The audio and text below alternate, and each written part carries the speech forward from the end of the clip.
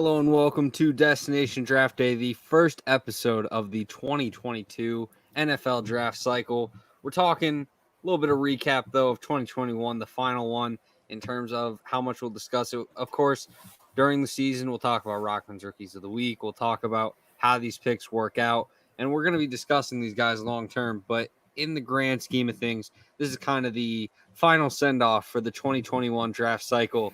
Nick, obviously, we got to see the whole draft. We got to see everything finally play out. Every landing spot is no longer in question. What are your final thoughts on this 2021 NFL draft and just kind of how it went for you in terms of the entire process? Well, it was interesting. First off, the first round, they need to do something about the fact that the team who's picking first gets 10 minutes to draft. They know who they're picking. So we're sitting here nonstop pregame show. I think the Browns didn't make the Jaguars didn't make their pick till like 8:40 p.m. Eastern. We're watching 40 minutes of coverage in the draft here. It's just absolutely ridiculous. Everyone knew what was going on. We saw some trades. We had that drama and everything you need there. And there's going to be a lot of Rockman's rookies come out of this draft class. We're going to talk about the big time stuff. I'll give you some time here to think, because by the end of the show, I want to know if there's any potential Rockman rookies in a round 6 or 7 draft pick. See if there's anybody good there. But I think I want to talk about what you usually talk about first when it comes to NFL draft, and that is the quarterback position. So we could start off. We'll just basically go in order here, right? So Lawrence, he goes first to the Jaguars. No surprise there. But we'll couple this in with the fact that he's going to be still with his guy, Travis Etienne, in the backfield, which I think is tremendous. So they're going to be together. And the tight end might be Tim Tebow reuniting with Urban Meyer. So what was your grade here for the Jaguars with their first 2 picks? I think they did a very good job. Yeah, I think Travis Etienne is going to be a successful back. I do have questions about the overall need for the selection itself, because James Robinson put together an excellent rookie year. Carlos Hyde, obviously a very dependable veteran. And it sounded like, the Jags potentially weren't even hot, like not unhigh on Etienne, but they were targeting Kadarius Toney. Obviously, your Giants ended up sniping him from them, but it sounded like they were looking at a receiver to add to the room. Travis Etienne, though, should be a very capable running back. I do think James Robinson is probably not going to be able to just continuously replicate the success that he had. So adding a running back that is probably going to be the best in that room is definitely a great addition. I just, I do have questions about the overall need. I feel like there are other positions on the team that could have been filled and, probably should have been addressed earlier than it was. No doubt about it. But I'm sure Lawrence is happy about that. Travis is probably happy as well, and we'll see how Urban Meyer does. Could be a good team this year. We're interested to see what happens. All right, number 2 pick, the Jets. They draft Mr. Wilson, who's a good quarterback. They trade up. They got an offensive guard for him, Elijah Vera Tucker. Then they draft Moore for give him a wide receiver option, and then what I thought was the steal of the draft. I mean, they draft 2 Michael Carters, but the Michael Carter running back from UNC with a really late pick, they get him. And I think this guy's going to start for them from day one. So thoughts on the Jets draft? I thought they did a really good job. Yeah, they did an excellent job. And you kind of see that Elijah Moore most likely is going to be that Jamison Crowder replacement. There had been rumors that he was going to be cut. I think they're going to keep him for the year. But Elijah Moore is definitely going to be taking that job over, I would think. I like Zach Wilson. Obviously, Elijah Vera Tucker is a very dependable offensive lineman that they really wanted to invest in and make sure that their QB is protected. And you talked about Michael Carter, and I think that he's going to be a steal. We talked about it pre-draft. That was the guy that I had in their mock draft. And I said, if he lands in a spot that's, the New York Jets or the San Francisco 49ers, he's probably going to be in for a very good NFL career. And it's a great landing spot for him. I think he's very patient, does well working outside as a runner, can catch the ball when needed. And, mixing all those things in, and then you look at the overall opportunity that's there for him. Tevin Coleman is going to be a good running back for the Jets, but there's plenty of opportunity for Michael Carter to really carve out a large role in this backfield. Don't be surprised if he's one of the better rookie running backs in that first year. Absolutely.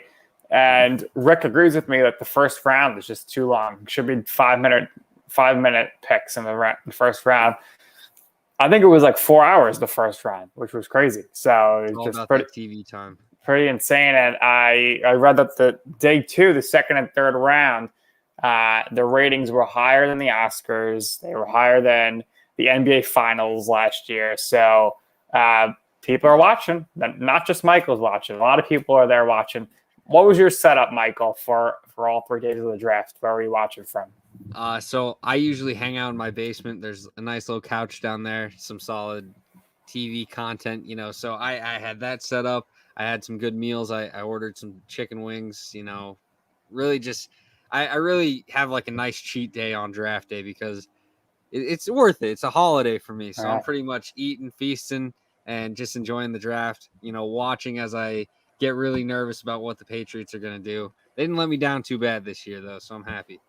Yeah, we'll get to the Patriots momentarily here, but what was, I guess, the surprise for some people in the first round is the fact that Mac Jones, who ends up going to the Patriots, is not picked by the 49ers, and they pick Trey Lance, who I know you were very high on. Of course, he only played that one game in his last season because his school is playing right now, competing for a national championship in the FCS without him. Wouldn't that be crazy if someone was drafted and they were still playing? I don't know what would have been happening there. That probably wouldn't have been allowed, but not too many people are drafted at FCS anyway that are competing for a championship. But Trey Lance, what do you think is going to happen? Is he going to play right away, or do we see Jimmy Garoppolo first? Because I think if you are in the mindset of we're a win-now team, it's a really tough sell to the veterans in the locker room to say, Jimmy Garoppolo, who took us to the Super Bowl, where you're going to bench him for this rookie quarterback. What do you think you would do, and what do you think Kyle Shanahan and John Lynch will do with the 49ers and Trey Lance? Yeah, personally, I think Jimmy is going to be the starter, and I think that's the right call. I think Trey Lance has some traits to where he can find success early, but as a passer, there's still much needed in terms of growth, development from week to week that's going to really have to come with practice and preparation, probably from a bench role.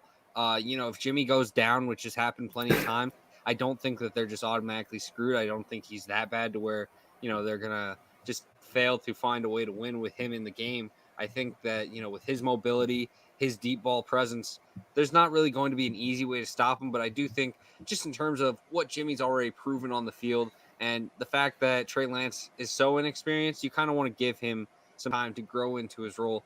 But if needed to start, I think you could depend on, quick, easy reads, really just depend on his athleticism. Obviously, the 49ers themselves are a very run-heavy team, so they want a QB that's going to be able to kind of maintain that. And, early on, Trey Lance, I think, would fill that role very easily. He did it at North Dakota State. Not that he would have the same success right away, but I do think that he would be able to do so rather efficiently if it were to come to that. But personally, and projection-wise, I think that Jimmy Garoppolo is going to be the starter, and I think they'll probably give him, for as long as they feel as though he's the best option. I wouldn't be surprised to see, a 49er team that's like 5-3, and then Shanahan say, I want to see what Lance can do because I think we can be better. And it would right, Kurt Warner is handing the ball over to Eli Manning at 5-3. Probably send some waves throughout the NFL community. We saw it with Tua and Ryan Fitzpatrick just this season, and maybe it would hurt the 49ers and ruin their chances of making playoffs. Maybe it would take them up a notch, but it's really going to come down to they know it's coming, and they know that they want Trey Lance to step in eventually. So it's just going to come down to when he proves he's ready for that position, and it's hard to predict when that will happen. I agree. They should definitely stick with Garoppolo for at least the season. And Rick does too. He says that Lance needs that Mahomes map to success. Sit behind an experienced QB for a year. Now, that might be happening in Chicago. We'll get through the rest of the picks. We'll do the quarterbacks first. So Rick mentioned that Gettleman lasted 20 years, never trading down. Does it this year to much effect. So we'll get into that in a bit. But obviously, Gettleman makes the trade with the Bears, gets a first-round pick next year, and then a pick this year in the fourth round, and it moves back to 20. So the Bears, they see Justin Fields is on the board, and they said, you know what, we better target this guy. We got to move up. We got to get him. What's interesting is right before that, the Eagles and Cowboys swap picks, the 12 and 11, and Devontae Smith goes to the Eagles, which we'll get into that. So that might have impacted some things here. But, the Bears come up big time, and it's interesting because if you look at who's picking after this pick, I would assume the Bears were thinking the Patriots were out to pick Fields because you had, obviously they take the Giants pick, and then after that, you had the Cowboys that aren't picking a quarterback, the Chargers aren't picking a quarterback, the Jets aren't picking a quarterback, and then you get to the Patriots who then pick Mac Jones. So we can couple these two together here. Mac Jones could not wait to get out to the podium running to get his hat to be a Patriot. But did the Patriots actually get their guy, or did they want Justin Fields? And what are your thoughts on Fields going to Chicago, where I think Andy Dalton is going to definitely start the season as a starting quarterback? Mac Jones, maybe he's got a chance to start over Cam Newton to start the year, but I think most likely both of those guys, at least to start the season, will go into the year as backups. Yeah, I think both are heading into the season as backups. We'll talk about the Bears first. I think that this was an excellent move. Ryan Pace obviously had his job on a scorching hot seat, and the big thing was, can you find a quarterback? If Justin Fields puts together a good rookie year, I think he's bought himself another year. And, the fact that he's built such a roster, I think, doesn't get enough credit as it probably deserves. There's been some very good teams that he's put together for the Chicago era. He missed on the quarterback position, and it happens. There's plenty of GMs that maybe don't get to take advantage of that window because they are held back by the quarterback play. Trubisky, I'm not trying to say that he's just this awful QB. I do think that there's something there in terms of serviceability, but really he was the weak spot of that roster for quite some time. And in that window where they really had that contending opportunity, now they have to kind of retool this roster, build around Fields, adjust contracts to try to make it work in this new window that is hopefully going to be created. I think Fields is definitely the top option on the board. But from what I heard, the Patriots were not in on Fields, and their ideal target was actually who the Jets traded up for in Elijah Vera Tucker. But the trade up by the Chicago Bears was actually a jump of the Minnesota Vikings, who were reportedly planning on selecting Fields had he fallen to 14, which would have been very interesting. Obviously, Kirk Cousins, the starter there, but maybe they aren't viewing him in a long-term light, hence why they also drafted Kellen Mond. But for the Chicago Bears, I think this is absolutely huge. Definitely need some help. They just cut Charles Leno today, so I think there's still some offensive line question marks. They just had some issues in the offseason in terms of what Allen Robinson is really going to do long term. And, things like this are going to be absolutely huge for making sure that Justin Fields is in a comfortable situation. You want to retain Allen Robinson. I think they should have kept Charles Leno, a very solid offensive tackle. But all in all, when you look at it, this is a QB that Chicago has been chasing for, and I think this was absolutely the right pick. And then whenever you look at what the Patriots did with Mac Jones, I think it's definitely the right pick as well. I would have been fuming if they didn't end up with a quarterback in this class, because you absolutely have to. I mean, the way that they've built this roster is pretty much QB dependent.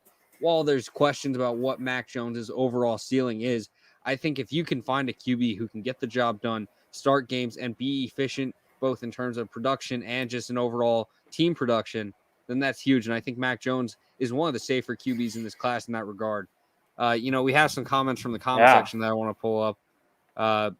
So is Fields or Jones more ready to play at the NFL level? And, I think a lot of people quickly want to say Mac Jones is, and it makes sense. I'm not saying Mac Jones isn't NFL ready, but I think the fact is mobility is huge in NFL readiness. It allows the offense to be simplified. It allows the QB to make plays with their legs. You look at Lamar Jackson, he was probably one of the more unrefined passers, but he was able to come into Baltimore in his rookie year halfway through and really propel that team to playoffs because of how well he was able to maneuver around the field, able to make plays with his legs. And when you're able to make plays with the legs, the passing defense becomes way easier to handle.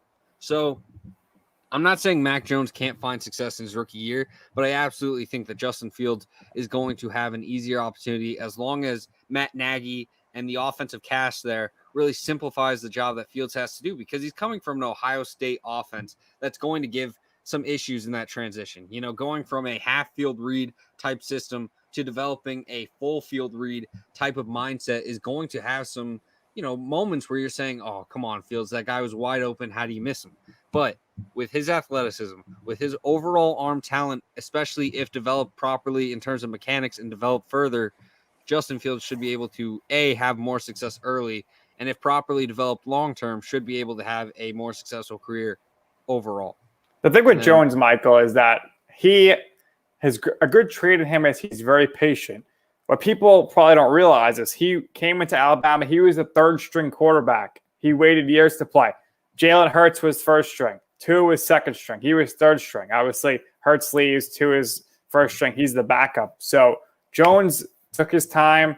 He ended up eventually getting his chance, and he shined. So for both of these guys, though, I would recommend you don't rush them to play, especially if you don't have to. Because Andy Dalton, he could still win you games. And Jimmy Garoppolo, as we mentioned, took a team to the Super Bowl.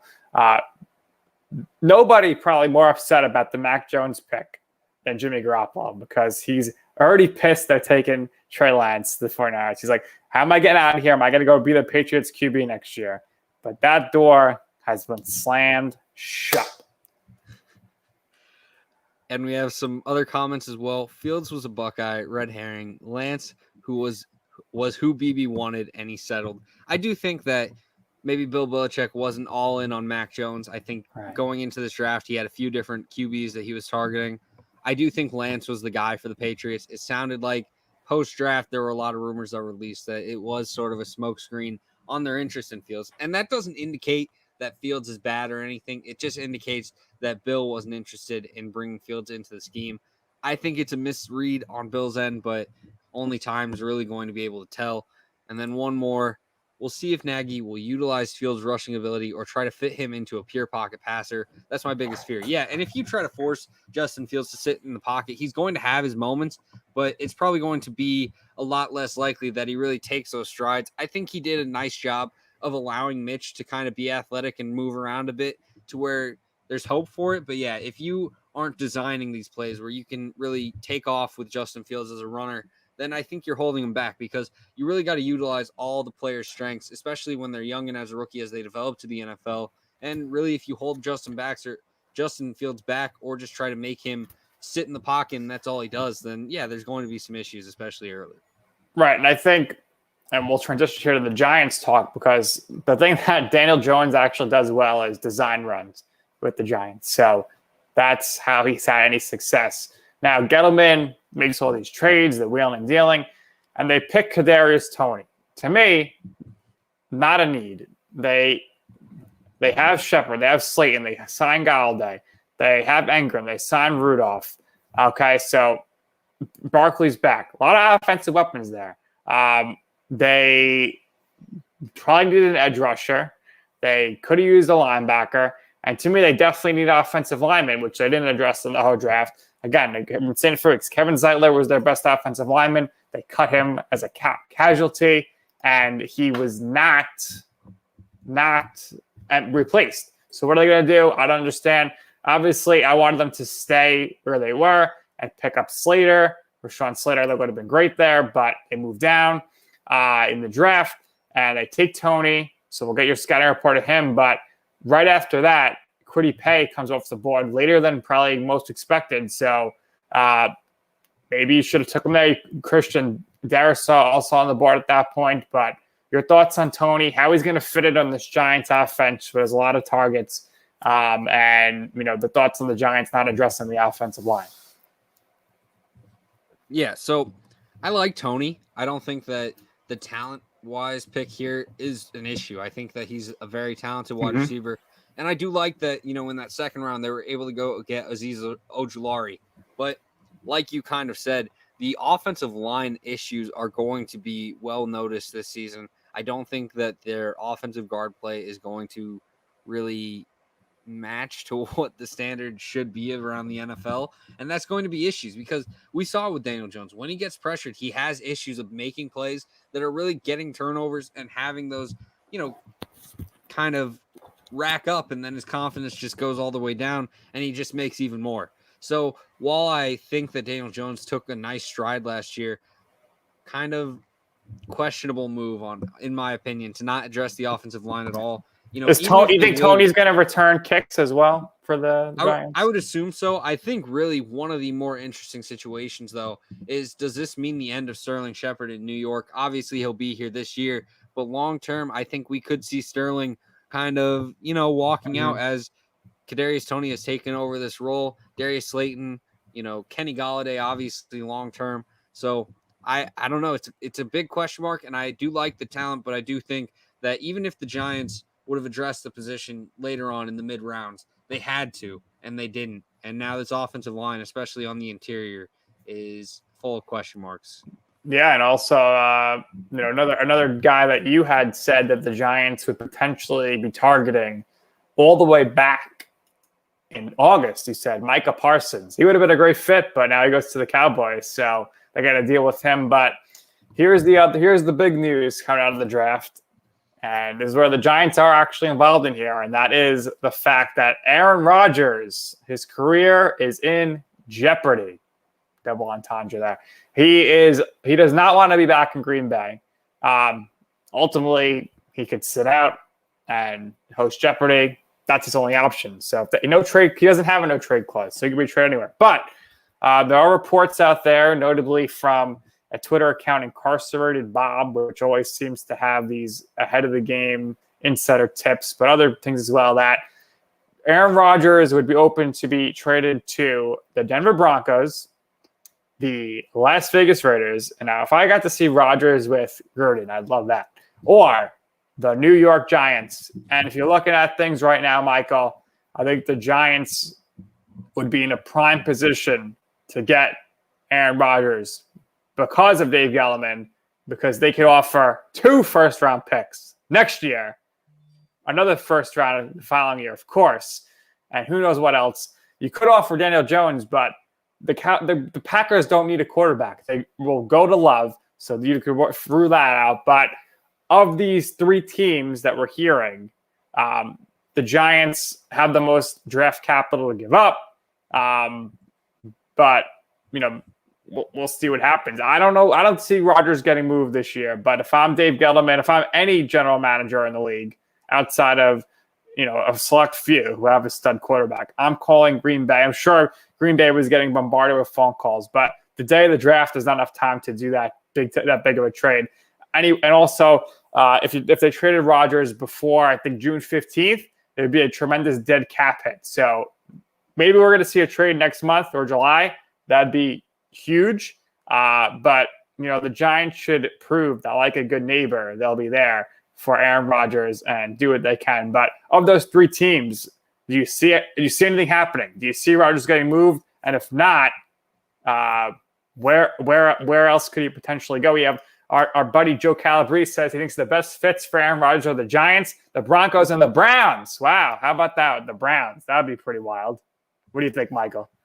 Yeah, so looking at it in terms of just overall who improves the most, I think the obvious team would be the Broncos, right? Because we've talked about it whenever we did this offseason blueprint for the Broncos. I kind of said, this team is really a QB away. And if Drew Lock and Teddy Bridgewater can really not lose them games, the Broncos are looking like a playoff team. And I know that's probably a hot take for a lot of people, but look at their overall roster. They got Von Miller. They got Bradley Chubb. They got a very good offensive line now with Mike Munchak. They've got this secondary that's been revitalized. They have talent at the linebacker position.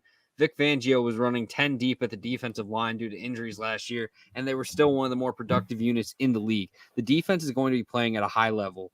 The offense has the weapons and protection to get things done. They have the run game now with Melvin Gordon and Javonte Williams in that backfield. If Drew Lock or Teddy Bridgewater, again, can just not lose them games, then they are a playoff team, and I'm willing to bet on it. I am definitely confident in what the Broncos' talent is, but the question mark is Drew Lock and Teddy Bridgewater. So getting a guy like Aaron Rodgers, who now becomes a guy that doesn't just lose, like make sure you don't lose games, but can absolutely win you games on his own, then the Broncos take a huge step. Looking at it in terms of other teams around the league, there's going to be talks about the Miami Dolphins. There's going to be talks about the New York Giants, a lot of young QBs that maybe didn't prove themselves. If Mac Jones has a mediocre rookie year, people will be saying, oh, the Patriots are going to be in play. What will actually happen? is hard to say because, are the Packers really going to give up on Rodgers, especially after an MVP season, even with Jordan Love waiting in the wings? Are things really going to go so unresolved where Aaron Rodgers refuses to play for them ever again? It's hard to say. We don't know what Aaron Rodgers' true thought process is. Right now, we're depending on just rumors, speculation, and hopefully valid sources.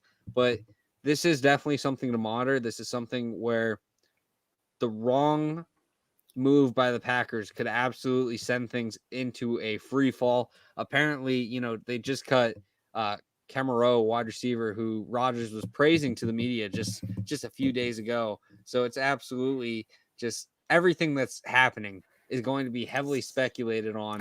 And very touch and go right now. Yeah, if anything happens poorly in the eyes of Aaron Rodgers, then things could absolutely blow up. And, even when you look at the teams that we talked about, the Giants currently have the most capital. But I do think that, if the Raiders are looking to acquire him, they could go and get a pick for Derek Carr pretty easily and probably match up with what the Giants are able to offer. And really, it's just stuff like that could really change the dynamic of the power structure and rankings for most likely to get Rodgers. So anything could change in a minute. What would you think of this trade proposal? Aaron Rodgers to the Seahawks for Russell Wilson. I think if both guys want out, it'd certainly be interesting. I think Rodgers would still not be appreciative of that, but it's hard to say.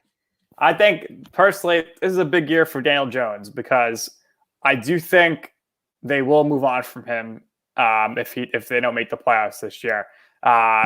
So the Giants should keep their flexibility here, keep all eyes open.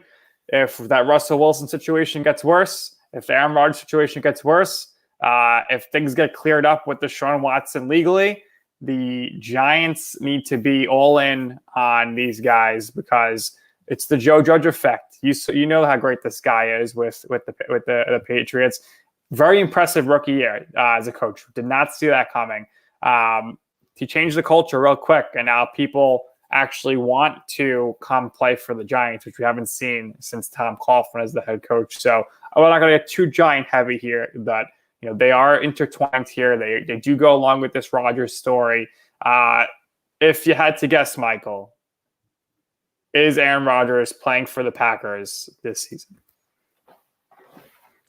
It's tough. It's absolutely tough because it's a situation that really we're all dependent on sources that a lot of the higher up sources are kind of indicating one way, then kind of, releasing some more stuff saying, well, maybe not. But if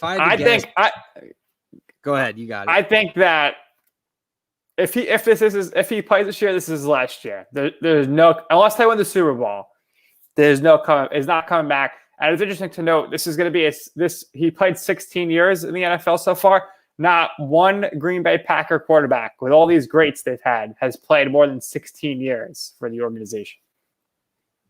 Yeah, and I agree with you. I think this is his last year, but he will be back for one last season, one last ride with the gold and green. I don't know. It's a tough situation.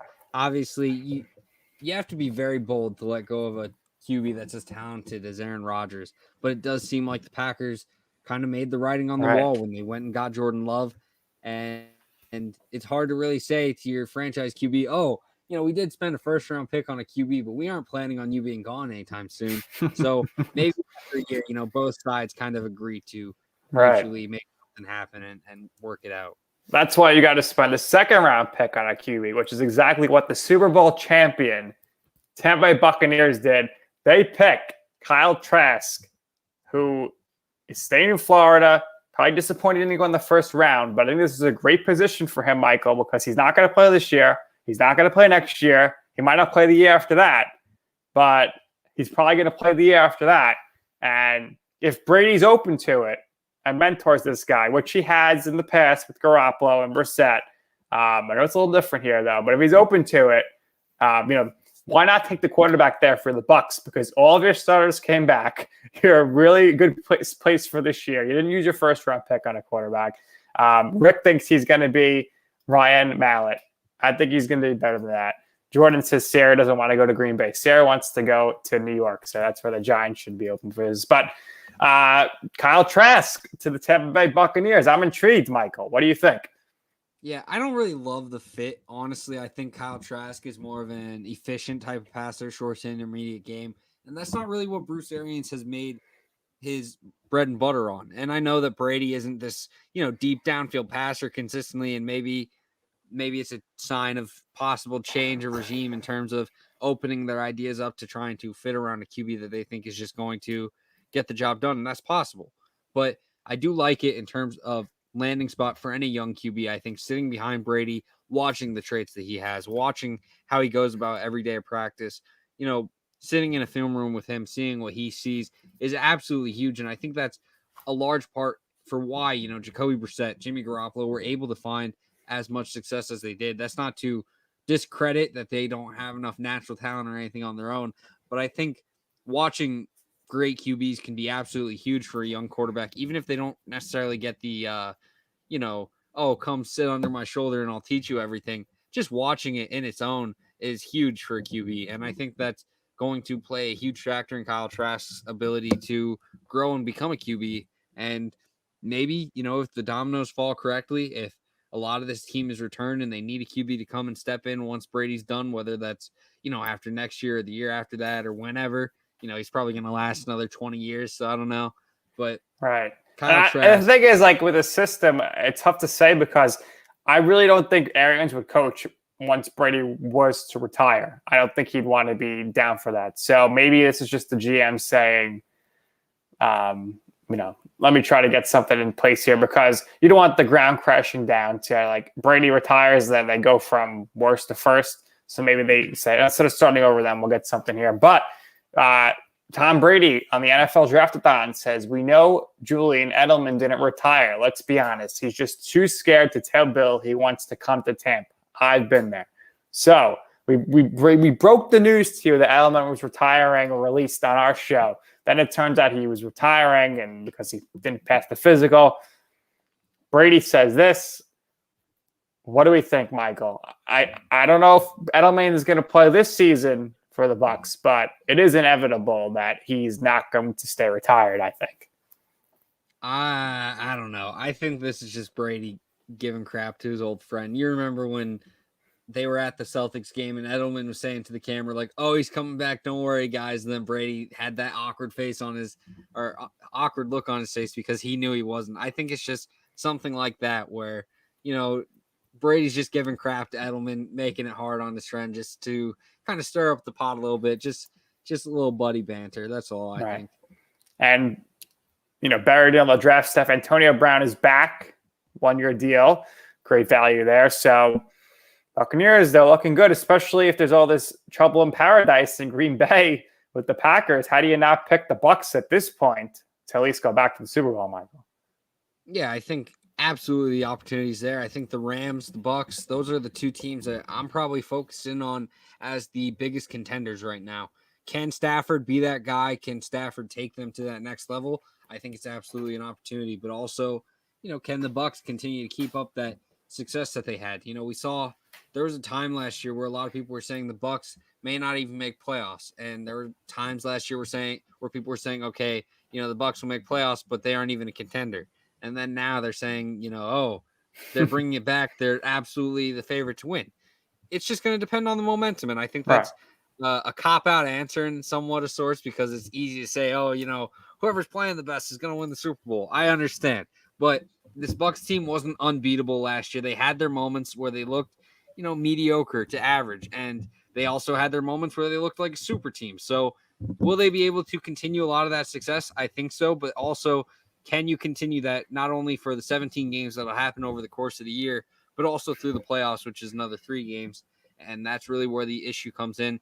I think for the Bucs, the 17-game season is actually going to be a little bit of a hurt in terms of that because I think the older QBs are going to have those issues. We saw it with, Drew Brees, Tom Brady even, where they start out hot and then they have these games where they kind of fall off as the season goes on because going week to week without any rest with one bye week and then getting back into it, it can really sting on a team's momentum and just ability to build that, successful play with clean bill of health. And I think that happens to a lot of these older QBs as they start to tail off because the fatigue gets to them. Now, Brady's done a great job of managing that fatigue, but I do think that is something that could potentially come into play, especially with another, game now added to the schedule. We shall see. So some more. I know this is overall. I'm very intrigued by these late round, or not late round, but second, third round quarterback picks here. So you got Trask. He's off the board. Starts a little trend here. Kellen Mond to the Vikings. Good spot for him. We'll see. And Davis Mills to the Texans there. So what did you think about those two guys going back to back there? Yeah, I really like the Kellen Mond fit. We talked about it before with what we thought of Kellen Mond, and really the big thing is, how is he going to be developed at the next level? Obviously in a spot like Minnesota, they're in no rush to replace Kirk Cousins. I think Kellen Mond is going to have plenty of opportunity to grow in a year on the bench where he's just kind of focused in on that. Also, I think in a system where they're going to be handing off the ball a lot, it takes a lot of pressure off of Kellen Mond. But in the same regard, I think the question is, can you get him to where he's a starting level QB, a dependable QB, and someone that, does in turn replace Kirk Cousins for a lot cheaper value? And I think the arm talent's there. I think the mobility's there. But the question is, can the consistency and accuracy from play to play be in effect? And that's what Mond has to overcome. I trust that they will be able to do that in Minnesota, but at the same time, Mond is probably one of the bigger, more questionable projects in this class. All right. And then, I asked you when you did your quarterback rankings of guys outside of your top five, who is getting the most buzz about potentially having a long-term career. And you told me Davis Mills. So Davis Mills goes to the Texans. And then, we'll just do the rest of these together. And then later on, Ian Book goes to the Saints. Pretty interesting there. Sam Ellering goes to the Colts. He might see some time at some point this year with Wentz's injury history, but your thoughts on those three guys, where they went, and also the fact that Jamie Newman was not drafted.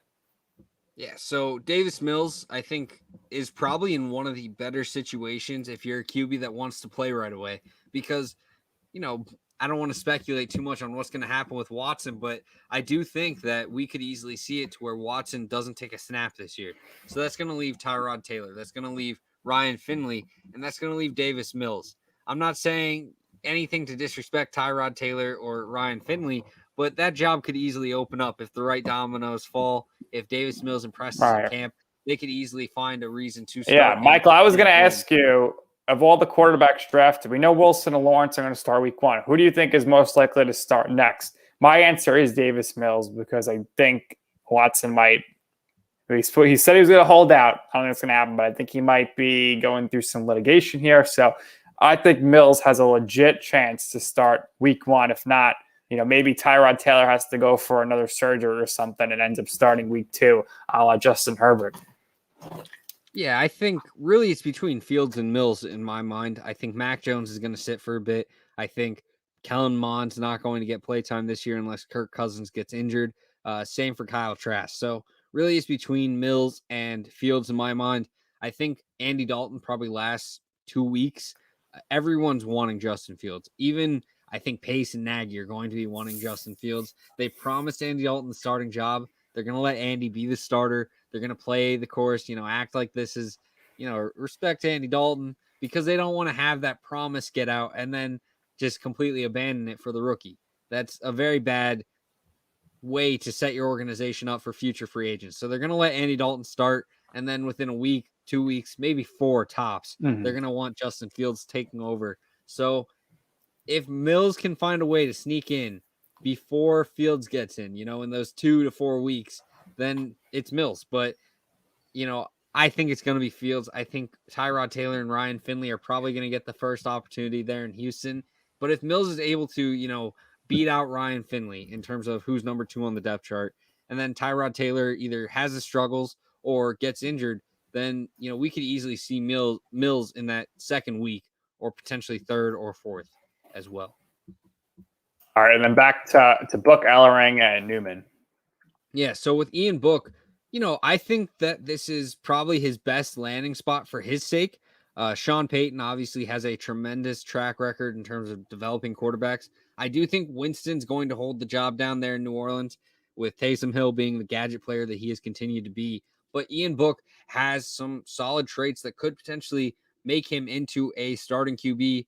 And I don't think he projects that way right now as a prospect. And that's why he's not going to be going super early in the draft, or why he didn't. But still, there's some nice moments on his tape. He's decently mobile, decently ability to work off script that is absolutely huge for a QB in today's league. Now, can he get more consistent in terms of accuracy? Can he develop some arm strength in terms of, throwing downfield with better touch? And if he can really contribute those factors into his game, then I think he's absolutely got a chance to be something in New Orleans. Do I predict it to happen? No, I think, Winston's going to be the QB, and if he struggles, they're going to look for a new QB in the first round. But if Ian Book is able to develop, which Sean Payton has probably done better than anyone in terms of developing QBs, then absolutely look for him to potentially, have a great career. And then Sam Ehlinger in Indianapolis, Carson Wentz is definitely the QB. I don't think that we're looking at this as, Ehlinger comes in, who knows what will happen. No doubt about it. But I do think that Ehlinger has some versatility that could be brought in, and we'll see some snaps from him, whether it's out of the fullback spot, out of the tight end spot, we'll see. But also, it could be the next Taysom Hill. Yeah, and I think this is also a good spot for him to be a backup QB. Carson Wentz, like you said, has some injury history that could hurt him, and Ehlinger could get an opportunity through that. I don't love his overall passing attack. I think he misfires too often, especially when working deep. But answering Rick's question there. Yeah, I think he absolutely is athletic enough to be brought into the passing game. Probably not Edelman style, but maybe, in a Tebow that's willing to move around type style. So we'll see what happens. But ultimately, I don't think Ehlinger is going to be a long-term option there. I think Easton would be the guy they go to if Wentz were to go down. But the opportunity is there for him, so it's not a bad landing spot. And then we talk about Jamie Newman, undrafted. A little bit surprising, but I think a lot of the reasoning for that is because of what happened at Georgia. He transferred there. He was going to be the QB. JT Daniels transfers in, and then he opts out. And it was late. It wasn't, everyone's opting out. Jamie Newman opts out, and it's kind of excusable. It was definitely, everyone knows what it was. It was he was worried that if he has any struggles, he gets benched, and then his stock gets tanked. And, the film wasn't good enough to really withhold all that doubt already. And you want a QB who's just confident, absolutely 100% in. So there's question marks about him. And he's in Philadelphia, which is surprisingly another decent landing spot. Jalen Hurts had a strong rookie season, but I don't think that that's guaranteed to continue. There were definitely some issues still on tape. We could see a situation where Hurts is not the QB, that starts all 16 games. And I know that a lot of people are thinking, Peterson just got in a lot of hot water for starting Sudfeld. That doesn't mean that this next QB just has to start Hurts the entire season. We could easily see some backups get used if Hurts struggles, because right now he showed some great mobility. I think Flacco's going to play a lot. Yeah. But at the same time, he still needs to develop as a passer. His anticipation is still an issue, and that's something that was an issue at Oklahoma. So will Hurts grow? Hopefully. Will he develop? Hopefully. But there's still some question marks in his game that will need to be grown on if he plans to be the long-term starter in Philadelphia. Now, Rick says COVID made this year for college football in the draft something he hopes to never see again. Too much unknown because of the opt-outs. And I can tell you this, Rick, the next year, the 2022 draft class is going to be probably the most overhyped class in decades, because there's going to be extra information on them. The scouts are going to go heavier and harder because they basically just had the last 2 years off as far as traveling. So there's going to be a lot of information there. And you saw that with some trades to try to get some draft capital for next season. Michael, if you want to go through we go through some of the first round picks here. So we'll do, we'll say 4 through 9. So you got Pitts, Chase, Waddle, Sewell, Horn, and Surtain. Just your thoughts on some of that. Me personally, I think Sewell is probably going to be the best player in the draft, and he just falls in the lap of the Lions at number 7. And I think it's going to help Jared Goff big time this season. Yeah, absolutely. I love all of these picks, really. Jamar Chase is going to contribute very well. I think for number 4, Pitts is going to be talented, but I think I would have gone Sewell there. I think Caleb McGarry is not a long-term answer at the tackle spot. I know that they drafted him in the first round, so they probably have higher hopes for him than I do. But personally, I just didn't see it during his NFL career or during his prospect tape. So I thought Sewell should have been in a lot heavier consideration there for Atlanta, but it sounded like they were between Trey Lance and Kyle Pitts. So it's interesting and when I look at situation. Pitts, I feel like this is a guy that's going to light it up in fantasy in September, and then he's going to like have a hamstring injury or something and be out for a while. I don't know. Let's hope he's healthy, but it's just like, to me, the need for the Falcons was not offense. But if it was anything on offense, it should have been offensive line. They have good weapons out there.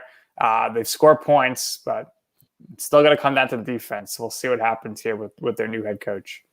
Absolutely. And, sometimes the defense is talented enough and it's just a new scheme that's needed. And that could very well be the case. But I think there's definitely going to be some issues.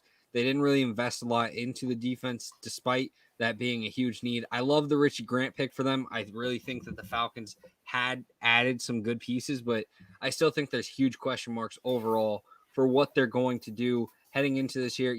No running back really drafted. They got some pieces on the line. Jalen Mayfield, I think, will be a solid right guard for them. I don't know, though. It's a draft that I think has some potential hits, but overall, I would have probably addressed it differently than how the Falcons did. All right, you mentioned Chase. You were on that. You said Chase is going to reunite Burrow. Rick says the Bengals going wide receiver 5 is his biggest question in the draft. Again, I thought Sewell would have been locked down there, but the LSU guys are back together. But I still am worried who's going to protect Burrow, especially now coming off a gruesome injury. Yeah, and I think the big thing is they felt comfortable with Riley Reif being their starting tackle. They brought Jackson Carman in on the offensive line, and it's picks like that I do like for them. I think Chase is going to be a valuable wide receiver, and I think that the line is going to really be better with Carman and Reif added. That absolutely takes them to another level. I think the big thing that you have to realize is a lot of times when an offensive line is bad, it's more so just one or two pieces that are really holding it back rather than the entire unit being awful. So you look at the Cincinnati Bengals, the big weakness on that line was Bobby Hart. So getting Riley Reif to step in at right tackle, getting Jackson Carman to be that guard, Suafilo and Quentin Spain are now fighting for that left guard spot, Jonah Williams at left tackle, Trey Hopkins at center. That's a solid line. I'm not saying that's going to be, this generational talent on the offensive line, but I think it's definitely going to help out Joe Burrow and make his job easier. I think he'll be able to get the job done. Joe Mixon will be able to get going in the run game, and adding a wide receiver like Jamar Chase with Tyler Boyd and T. Higgins already there. I don't know. I get why people would go offensive line, and I'm not saying it's the wrong decision. It's probably what I would have done, but I do think that adding a guy like Chase with the offensive line that they've now been able to make up is still pretty solid in my book. Rick does not like it. Says Chase won't catch anything if he's running for his life. I think Burrow would be running for his life a little more, though. All right, so Waddle goes to the Dolphins. We knew they were going to take one of the Alabama wide receivers, so they get Waddle over Smith. Sewell, we mentioned already. Great pick for the Lions. Now, J.C. Horn goes to the Panthers, drafted 9. Was that their biggest need there? Obviously, their secondary was pretty good last year. Jeremy Chin was awesome. But your thoughts on going corner there? Oh, I absolutely love J.C. Horn in terms of talent. I think the big question mark, though, is you're passing over 2 very quality QBs, and they've already made their investment in Sam Darnold, so I get it in terms of, what the decision was. But I do think that in hindsight, they should have waited at 8 and taken Justin Fields, never traded for Sam Darnold, and really gotten the 5 years of a QB that I think would be very good.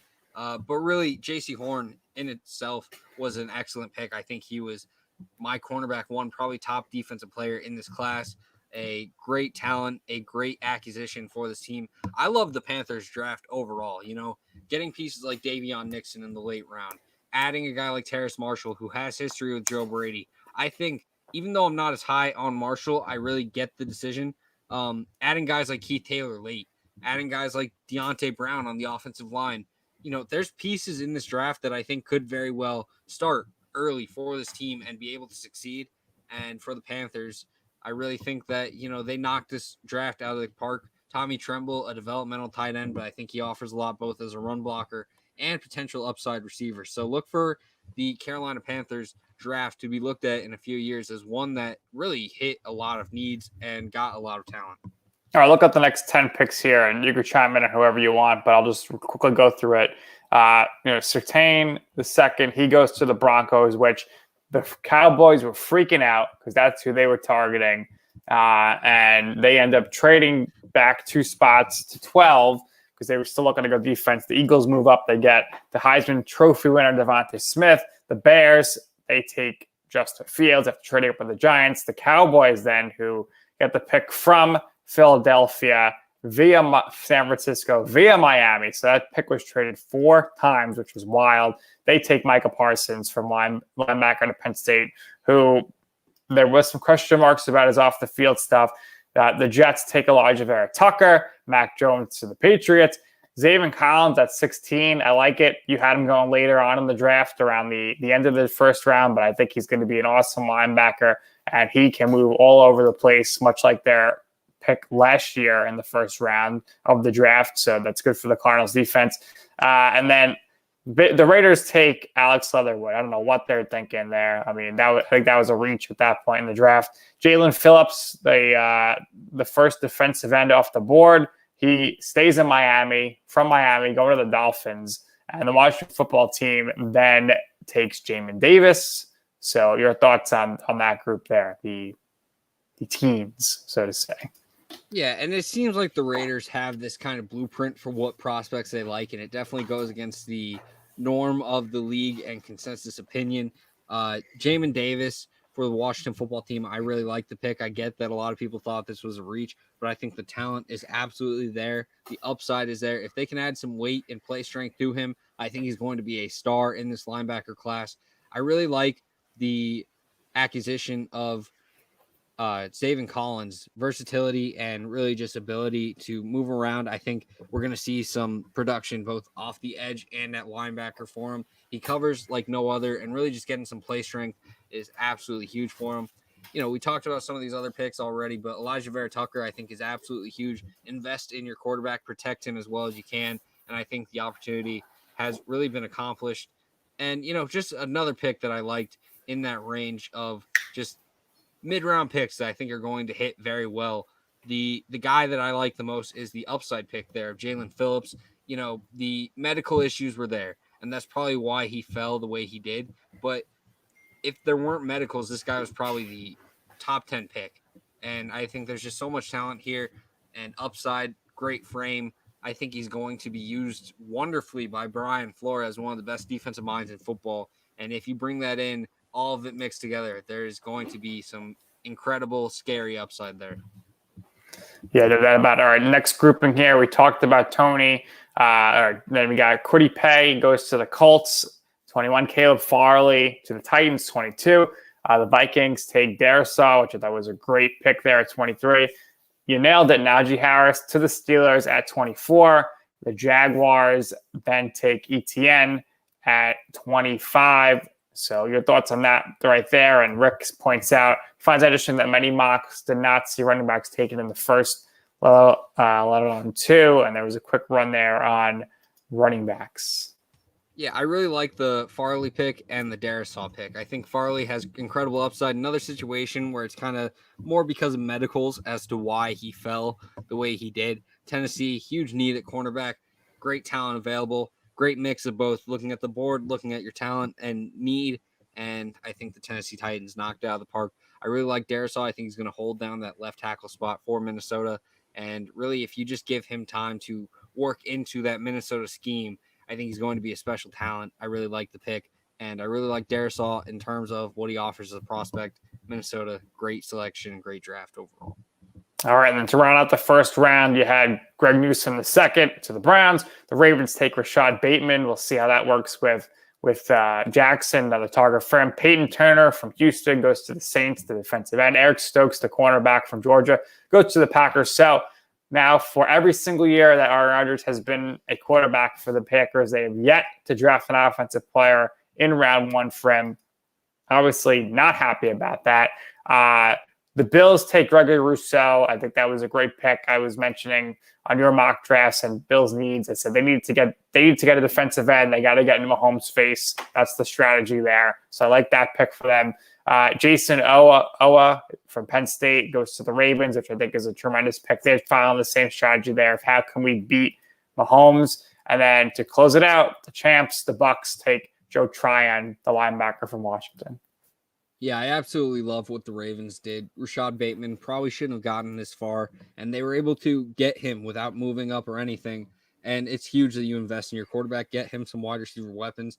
I think Bateman may have a little bit of a slower rookie year than a lot of people anticipate, but there's going to be a lot of upside here. And if they can develop his ability against man coverage, he's going to find a way to succeed regardless. But if they can get him to take those next steps, then he could be an absolutely special weapon and be huge for Lamar to take those next steps as a passer.